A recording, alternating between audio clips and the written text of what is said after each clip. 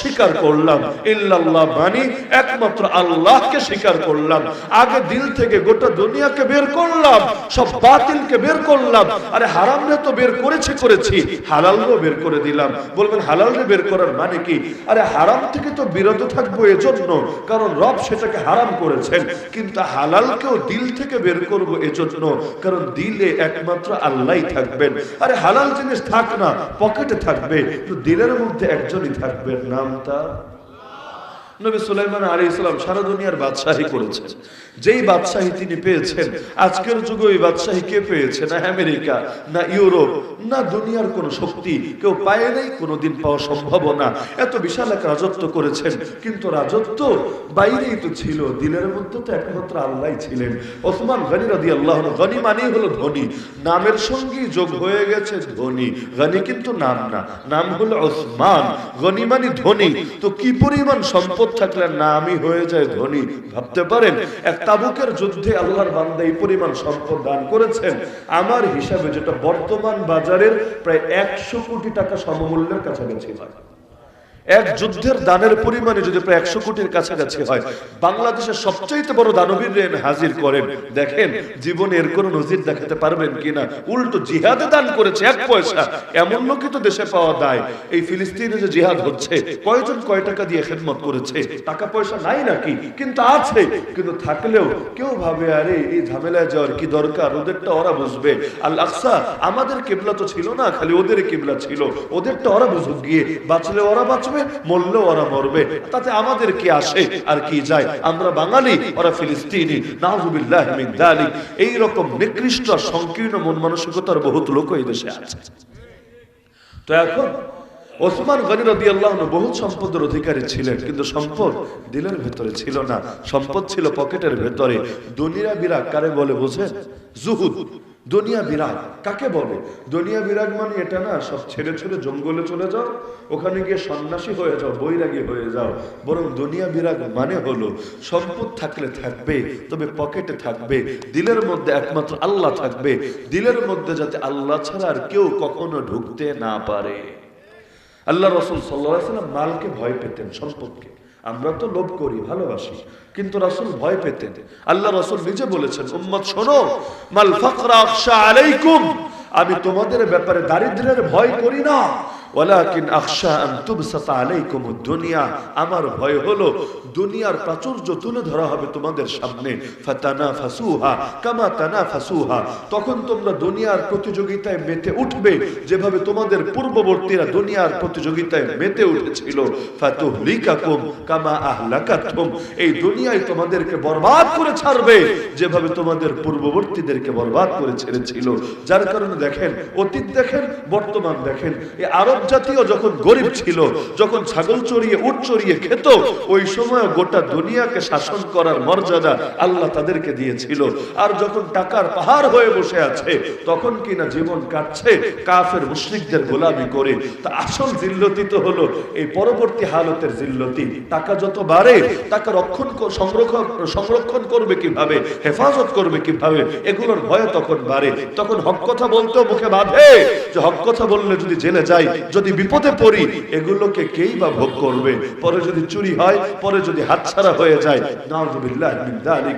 বিপদ কখনো বান্দাকে আল্লাহর থেকে দূরে সরায় না, বরঞ্চ বিপদ বান্দাকে আর আল্লাহর নিকটে পৌঁছে দেয়। মক্কার মুশরিকরা পর্যন্ত বিপদে পড়লে আল্লাহকে ডাকে। মুশরিক বহু দেবদেবীরে মিলিয়ে ফেলে আল্লাহর সাথে, কিন্তু কোরআন বলছে যখন তারা নৌযানে আরোহণ করত আর সামুদ্রিক ঝড়ের কবলে পড়তো, তখন আর দেবদেবীর নাম মনে থাকতো না। ফাইদা রাকিবু ফিল ফুলকি দাউল্লাহ মুখলিসিনা লাহুদ্দিন, তখন খাঁটি দিলে ইখলাসের সাথে একমাত্র আল্লাহরই ডাকতো। আবার যদি আল্লাহ মুক্ত করে তাদেরকে পারে ফিরিয়ে আনতো, এরপর দেখা যেত আবারও আগের রূপেই ফিরে এসেছে, আবারও শিরিকার মূর্তি পূজায় লিপ্ত হয়েছে। বিপদ কখনই বা কার জন্য লসের কারণ হয়েছে? কোরআনে তো জানা ইন্নাল্লাহা মা'আস সাবিরিন, যারা সবরের পরিচয় দেয় তাদের সাথে আল্লাহ থাকে। আর যার সাথে আল্লাহ থাকে তারই তো আল্লাহর ওলি বলে। আল্লাহর ওলি হয় কিভাবে? আল্লাহর সঙ্গ, আল্লাহর সান্নিধ্য অবলম্বনের দ্বারা। আল্লাহ তো সবারই সাথে, কিন্তু একটা হলো সাধারণ সাথে আর একটা হলো বিশেষ সাথে। তা আল্লাহর বিশেষ নৈকট্য যারা পায় তাদেরকে তো আল্লাহর ওলি বলে। শাইখুল আরবি ওয়াল আজাম সৈয়দুনা হুসাইন আহমদ আল মাদানী নওয়ারাল্লাহু মারকাদা, আমাদের হযরতুল শাইখ ছিলেন যিনি, যখন বন্দী হয়ে গেছেন ব্রিটিশ বিরোধী জিহাদের অপরাধে। কেন জিহাদ করলেন? এজন্য মূলত বন্দী হয়েছেন তার শেখ শেখুল হিন্দ মাহমুদ হাসান দেওবন্দি রাহমাতুল্লাহ আলাইহি। কিন্তু তিনি চিন্তা করলেন এই বুড়া বয়সে আমার শেখ একা একা থাকবেন কারাগারে, আরে শেখের খেদমত কে করবে, আর ওই জালেমরা কি আমার শেখকে আদৌ কোনো মূল্যায়ন করবে? তার দিল মানছিল না। তিনি এবার স্বেচ্ছায় কারাবরণের তরিকা গ্রহণ করলেন, ওদের কাছে ধরা দিলেন, অথচ ধরা না দিলে তারা তাকে ধরতে পারতো না। তো এখন গেলেন শাইখের সাথে, রমাদানুল মুবারক আসলো, শাইখের মনে একটা দুঃখ, এতকাল প্রতি বছর রমাদানুল মুবারকে খতম তারাবি পড়েছে, কিন্তু এখন তো কারাগারে বন্দী, নির্বাসনের জীবন। এই কাশিমপুর কারাগারের মতো তো হাইফাই কারাগার না, নির্বাসনের জীবন। এখন কি হবে? এখন তারাবির নামাজ খতম তারাবি কিভাবে আদায় করবে?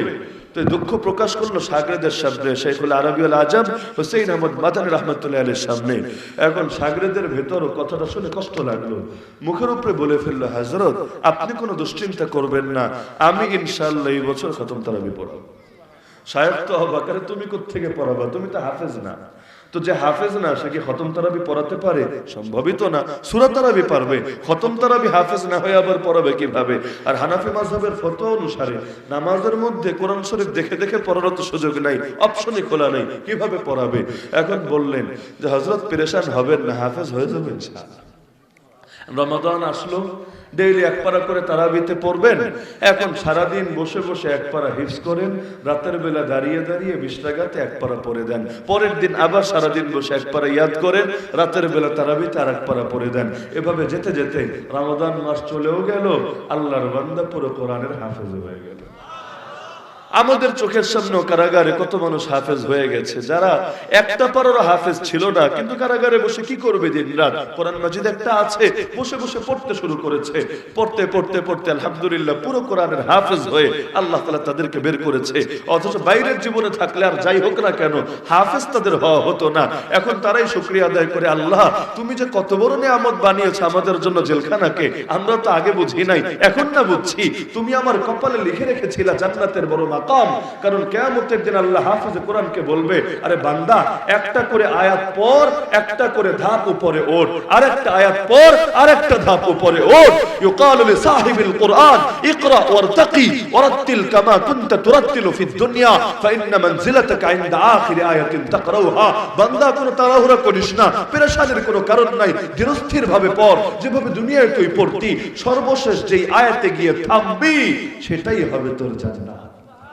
এখন যে 10 আয়াত পড়বে, আরে সে 10 ধাপ উপরে যাবে, যে 100 আয়াত পড়বে 100 ধাপ উপরে যাবে, যে পড়তে পড়তে পড়তে মিনাল জিন্নাতি ওয়ান নাস পর্যন্ত সবগুলো আয়াত পড়বে, জান্নাতের সর্বোচ্চ মাকামে আল্লাহর বান্দা পৌঁছে যাবে। ইমাম খাত্তাবী রাহমাতুল্লাহ আলাইহি এই হাদিসের ব্যাখ্যার মধ্যে লেখেন যে হাদিস থেকে বুঝে আসে জান্নাতের মোট স্তর হলো ওই কয়টা, কোরআনের সর্বমোট আয়াত যেই কয়টা। কারণ কোরআনের আয়াত মিনাল জিন্নাতি ওয়ান নাসে গিয়ে তো থামা লাগবেই, এরপরে আর কিভাবে বাড়াবে? এই যে হাফেজে মাদ্রাসা, এখান থেকে যে হাফেজে কোরআনটা তৈরি হচ্ছে, তারা যখন পড়বে, পড়ে পড়ে মিনাল জিন্নাতি ওয়ান নাসে গিয়ে থামা তো লাগবেই, এরপর তো আর বাড়াতে পারবে না, এর উপরের স্তরে কিভাবে যাবে? তো তিনি বলে দিচ্ছেন যে আরে জান্নাতের মোট ধাপ, মোট স্তর, মোট তলা ওই কয়টা, কোরআন মাজিদের সর্বমোট আয়াত যেই কয়টা, যে সবগুলো পড়বে আল্লাহ তাকে সর্বোচ্চ মাকাম জান্নাতে দিয়ে দিবেন। তো এখন বিপদ মানুষের জন্য অনেক সময় বড় উপকারের কারণ হয়ে যায়। তো যে কোনো ক্ষেত্রে মূল নিয়ম হলো আগে ঘষে মেজে পরিষ্কার করতে হয়। দেখবেন বুজুর্গদের কাছে যদি বায়াত হন, সবার আগে আপনাকে যে আমলগুলো দিবে এর মধ্যে অন্যতম হলো লা ইলাহা ইল্লাল্লাহর জিকির। তাও কিভাবে? খেয়াল করে করে। কারণ যে কোনো জিনিস মনোযোগের সাথে করলে একরকম ফল আসে, আর অমনোযোগের সাথে করলে আরেক রকম ফল আসে। অমনোযোগের সাথে নামাজ পড়লেও দেখবেন আলাদা কোনো স্পৃহা, আলাদা কোনো প্রেরণা পান না, কিন্তু খুশু খুজুর সাথে, মনোযোগের সাথে, জামাতের সাথে নিয়মিত নামাজ পড়ে দেখেন না, এই নামাজের ভেতরে এমন শক্তি সৃষ্টি করবে, অনেক গুনাহ করতে চাইলেও বিবেকে বাঁধবে, বিবেকে আপনাকে বলবে তুই করছিস কি, তোর দ্বারা কি আদৌ এই কাজটা শোভা পায়? আবার রবি তো বলেছেন ইন্নাস সালাতা তানহা আনিল ফাহশাই ওয়াল মুনকার, কামেল নামাজ মানুষকে অশ্লীল কাজ থেকে আর পাপের কাজ থেকে বারণ করে, নিষেধ করে, ফিরিয়ে রাখে। তো তো এখন যে কোনো ক্ষেত্রে বুজুর্গরা এই যে বলেন যে লা ইলাহা ইল্লাল্লাহ জিকির করব কিভাবে, আপনারা জানার কথা অবশ্যই, যেহেতু হযরতের নিসবতে সকলে এখানে এসেছেন। প্রথমেই কিন্তু বলে লা ইলাহা, বলার সময় কল্পনা করবা দিল থেকে তামাম দুনিয়ারে বের করে দিলাম। বাতিল তো করেছি, বাতিলরে দিলে রাখলে তো মুসলমানই হওয়া যাবে না। বাতিল তাগুত এগুলো বের করেছি, পাশাপাশি যত বৈধ দুনিয়াদারি আছে এগুলোকেও দিল থেকে বের করে দিয়েছি খেয়াল করার সুবিধার্থে। এটা শরীয়তের কোনো ফরজ ওয়াজিব মাসালা না, খেয়াল করার সুবিধার্থে তারা বলেন কল্পনা করবা যে এটা আমি আমার এই ডান কাঁধের পেছনে ফেলে দিয়েছি। মাথাটা যখন এদিকে করবা, ঘাটটা মনে করবা ডান কাঁধের পেছনে ফেলে দিয়েছি। আর ইল্লাল্লাহ বলার সময় কল্পনা করবা একমাত্র রবের মাহাব্বত, রবের মারিফাত, রবের তাওহীদ আমার দিলের মধ্যে ঢুকিয়েছি। এভাবে খেয়াল করে করে 100 বার জিকির করলে অনেক সময় ফায়দা হয়, যারা খেয়াল না করে 1000 বার করলেও ফায়দা হয়। কেন? কারণ রবের কাছে সেটাই কবুল হয় যেটা দিল থেকে উচ্চারিত হয়।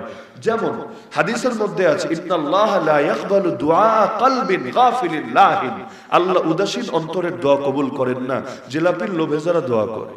এখন দোয়াতে বসেও নজর খালি ঠোঙ্গার দিকে, আরে কবে দোয়া শেষ হবে আর একটা জিলাপি মোবারক আমার হাতে আসবে।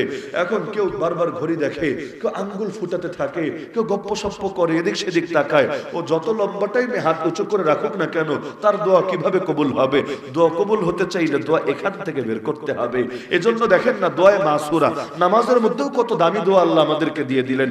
যদি দিল থেকে বের করতে পারেন, আল্লাহুম্মা ইন্নী যালামতু নাফসি যুলমান কাসীরা, হে আল্লাহ নিজের উপর অনেক জুলুম করে ফেলেছি পাপ করে করে, ওয়ালা ইয়াগফিরুয যুনুবা ইল্লা আনতা, তুমি ছাড়া কেউ পারবে না গুনাহ ক্ষমা করতে। ফাগফিরলি মাগফিরাতাম মিন ইনদিকা ওয়ারহামনি, তোমার পক্ষ থেকে আমাকে ক্ষমা দাও, আমার দয়া দাও।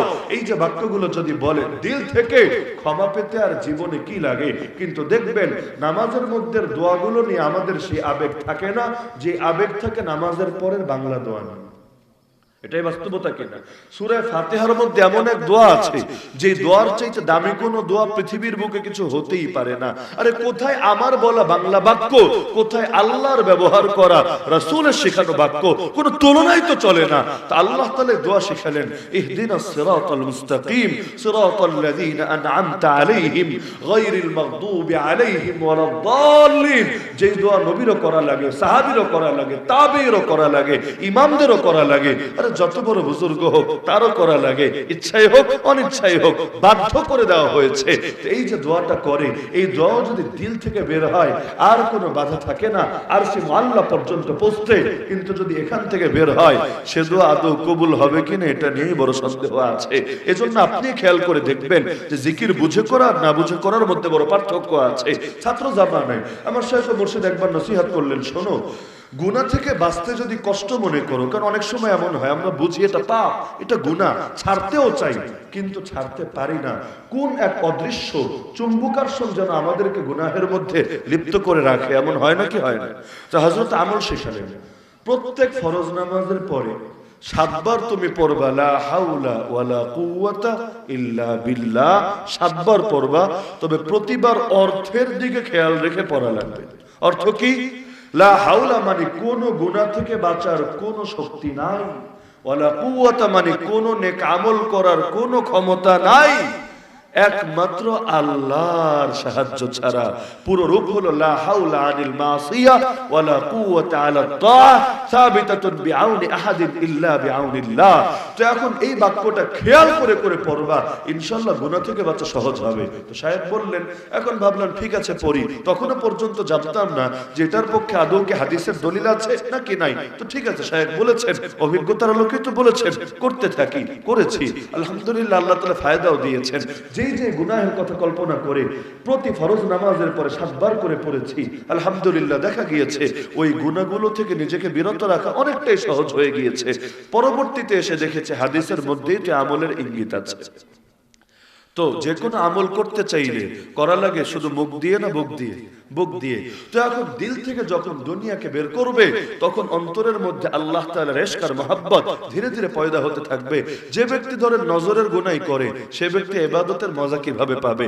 ইবাদতের মজা পেতে চাইলে আগে গুনাহের মজা ছাড়তে হবে। একসাথে দুই বিপরীত মজা পাওয়া যায় না। একটা পেতে চাইলে আরেকটা ছাড়তে হয়। যে গানের মজা পায়, তার কাছে ওয়াজ মাহফিল হয়তো মজা নাও লাগতে পারে, কারণ সে ওটা শুনে অভ্যস্ত, ওটা শুনলেই তার শরীরে ভাব আসে। আর কেউ কেউ ওয়াজ মাহফিলে এমন মজা পায়, অথচ গান শুনলেই তার মেজাজটা পর্যন্ত গরম হয়ে যায়। তা আল্লাহ তাআলা এক একজনকে এক এক মজা দেয়। তো ইবাদতের মজা, নেক আমলের মজা পেতে চাইলে শর্ত হলো আগে গুনাহের মজা ছাড়তে হবে। তো বুজুর্গানে দ্বীনের মূল মেহনতে ছিল রূহানি শক্তিকে কিভাবে বাড়ানো যায়, কারণ কবর আলোকিত হবে রূহানি শক্তির কারণে। কিয়ামতের দিন ডান হাতে আমলনামা পাবেন রূহানি শক্তির মাধ্যমে। এমনকি মিজানে নেকের পাল্লা ভারী হওয়া, পুলসিরাত অতিক্রম হওয়া, আরশে মুআল্লার নিচে ছায়া পাওয়া, রব এই সব ধাপে সাহায্য করবেন রূহানি শক্তির কারণে। আমার রাসূল তো স্পষ্ট জানিয়ে দিয়েছেন, ইন্নাল্লাহা লা ইয়ানজুরু ইলা সুওয়ারিকুম ওয়ালা ইলা আজসামিকুম। আল্লাহ তোমাদের রূপও দেখবেন না, আল্লাহ তোমাদের বডিও দেখবেন না। আল্লাহ দেখবেন দুই জিনিস, ওয়ালাকিন ইয়ানজুরু ইলা কুলুবিকুম ওয়া আমালিকুম। আল্লাহ দেখবেন দিল, আল্লাহ দেখবেন আমল। এজন্য রাসূল বলেছেন, শরীরের মধ্যে এমন একটা টুকরা আছে, এটা যদি ঠিক হয় গোটা শরীর ঠিক হবে, এটা যদি বরবাদ হয় গোটা শরীর বরবাদ হবে। সেটার নাম হলো অন্তর। আলা ইন্না ফিল জাসাদি মুদগা ইযা সালুহাত সালুহাল জাসাদু কুল্লু ওয়া ইযা ফাসাদাত ফাসাদাল জাসাদু কুল্লু আলা ওয়া হিয়াল কলব। তো এখন রূহানি শক্তি বাড়াতে হবে নাকি হবে না?